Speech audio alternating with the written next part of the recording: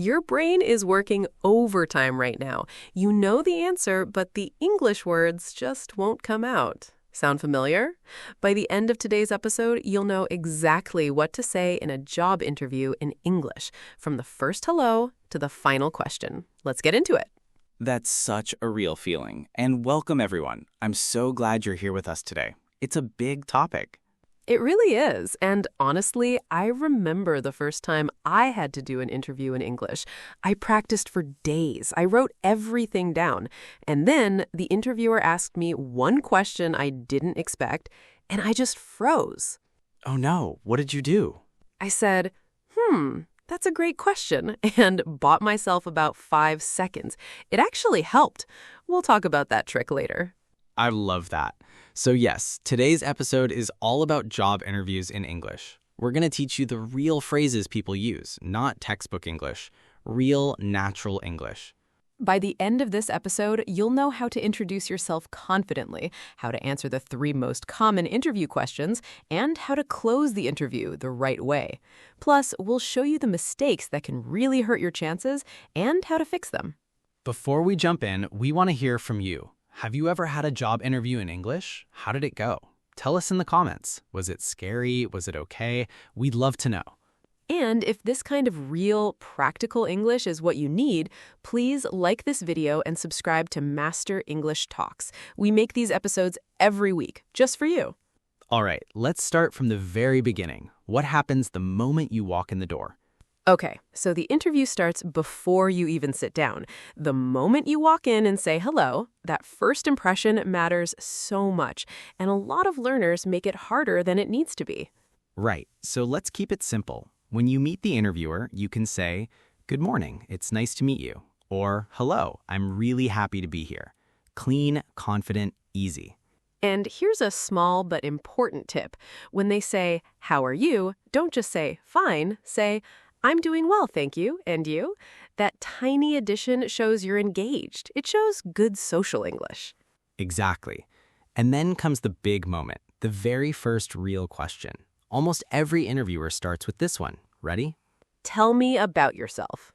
Yes. This question sounds simple, but so many people panic. They don't know where to start, they talk for too long, or they just say, I'm 23 years old and I studied business. Which isn't wrong, but it's not strong either. Here's the formula we love. Think of it as 3 parts. First, your background. Second, your experience. Third, why you're here today. Let me give you a full example. I studied marketing at university and graduated 2 years ago. Since then, I've been working at a small company where I manage social media and content. I'm looking for a new challenge, and I'm really excited about this role because it combines both skills. That's about 30 to 40 seconds. It's focused, it's clear, and it bends with a reason you want this specific job, which interviewers love. Can you try saying your own version right now? Pause the video if you need to. Think about your background, your experience, and why you want the job you're applying for. Say it out loud. That practice is so valuable. And notice the language in that example. I've been working, I'm looking for, I'm really excited about. These are natural, present tense phrases. They sound alive. They don't sound like you're reading from a paper. One thing to avoid, don't just list your CV. The interviewer has your CV. They want to hear your story. They want to understand who you are, not just what you did. So keep it personal, keep it relevant, and keep it short. 2 to 3 sentences for each part is more than enough. Great. So in this section, we covered how to greet your interviewer naturally and how to answer "Tell me about yourself" using the 3-part formula: background, experience, and reason you're here. Those 2 things alone will make your opening much stronger. Okay, so you've introduced yourself, you're feeling a little more relaxed, and then the interviewer hits you with the questions that really test you. Let's talk about the 3 most common ones. The first one is this: what are your strengths? Now, this sounds easy, but a lot of people say things like, "I'm a hard worker," or "I'm a team player." And those answers are so common that they don't stand out at all. The key is to be specific. Don't just say what you are. Show it with a small example. So instead of "I'm organized," you could say, "I'm quite good at managing my time," When I was working on a big project last year, I created a weekly schedule for my team and we finished 2 days early. See the difference? Yes, that tells a story. That's memorable. First, state your strength. Second, give one quick example. That formula works every time. The second tough question, and honestly, people stress about this one the most, is what is your biggest weakness? Oh, this one. I used to say, I work too hard, and I thought I was being clever. But interviewers hear that answer constantly, and they know exactly what you're doing. Right. The better approach is to be genuinely honest, but show that you're working on it. For example, I sometimes find it hard to say no to extra work, which means I can take on too much. I've been working on this by setting clearer priorities each week. That's honest. It's human, and it shows self-awareness, which is exactly what a good employer wants to see. The third big question is, why do you want to work here? This is where so many candidates get lazy. They say, because it's a good company, or because I need a job. Please don't say that. Do your homework before the interview. Read about the company. Find one or two things that genuinely interest you, then connect them to your own goals. For example, I followed your company for about a year. I really admire how you focus on sustainable products. I want to be part of a team that cares about that, and I think my background in marketing could help you reach more young customers. That answer shows effort, it shows passion, and it shows the interviewer that you chose them specifically, not just any company. Quick tip. First, research the company website before your interview. Second, find one specific thing you admire about them. Third, connect it to something you personally care about. That structure always works. Here's a comment challenge for you. Write in the comments below one strength you would talk about in an interview, just one, and why. We read every single comment and we'll tell you if it sounds strong. We covered 3 questions: your strengths, your weakness, and why you want this job. For each one, the secret is the same. Be specific, be honest, and keep it short. Here's something that surprises a lot of people. The end of the interview is just as important as the beginning. How you close the conversation can leave a lasting impression, positive or negative.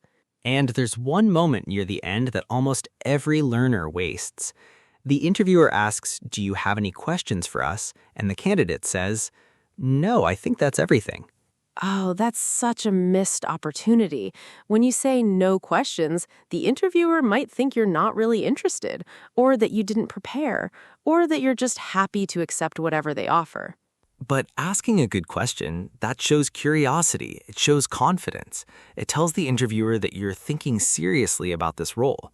So, what are good questions to ask? Here are a few that always work well. What does success look like in this role after the first 3 months?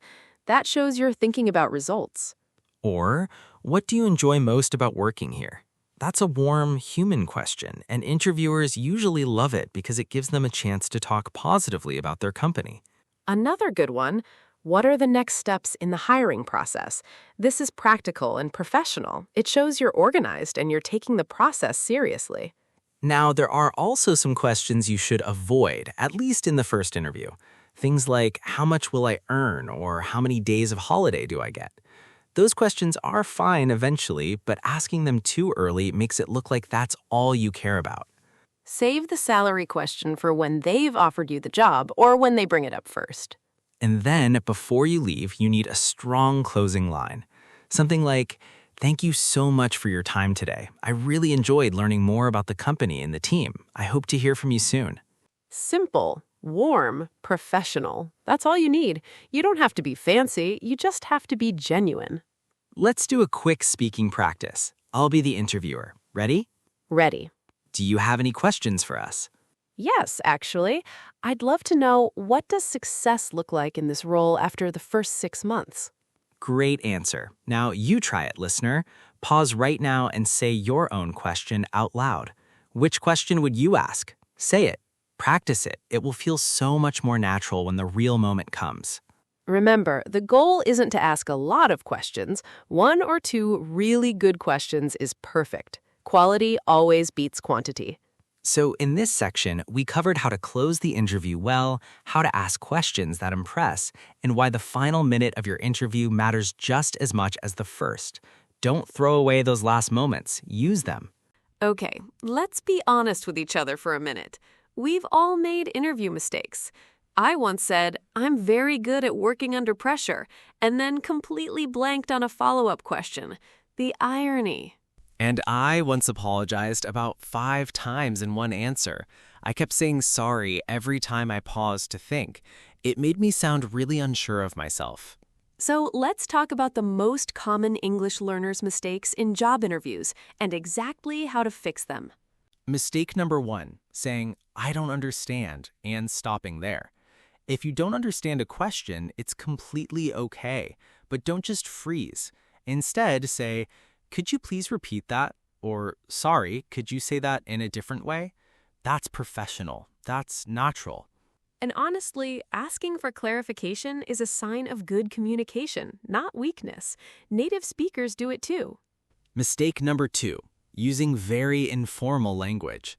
In a job interview, you want to sound professional. So instead of "yeah, totally," say "yes, absolutely." Instead of "I don't know," say "I'm not certain, but I believe." A small language shift makes a huge difference. You can still sound friendly and warm, just upgrade the vocabulary slightly. Mistake number 3, giving answers that are too long. Learners sometimes think that speaking more sounds more fluent, but in an interview, long answers can feel unfocused. The interviewer might lose the main point. Try this. Answer in about 60 to 90 seconds.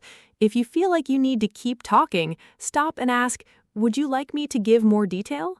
That shows great communication awareness. Mistake number 4, saying "I'm not experienced" as an excuse. A lot of young candidates apologize for not having enough experience, but the better move is to reframe it.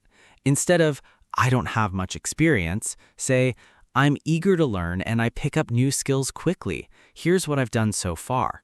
That's confident, that's forward-looking, and it's actually more impressive than pretending to have experience you don't have. And listen, everyone makes mistakes in interviews. Everyone gets nervous. The goal isn't to be perfect. The goal is to communicate clearly and show that you're a good person to work with. If you make a mistake in the interview, just keep going. Don't stop and explain the mistake. Don't apologize 5 times. Take a breath and continue. Confidence is more important than perfection. You've got this. Now let's do some practice together. All right, it's practice time. This is one of my favorite parts of the episode. We're going to do a choose the better answer activity. I'll give you 2 responses, and you decide which one sounds more natural and professional for a job interview. Ready? Here we go. First situation. The interviewer asks, "Why did you leave your last job?" Option A.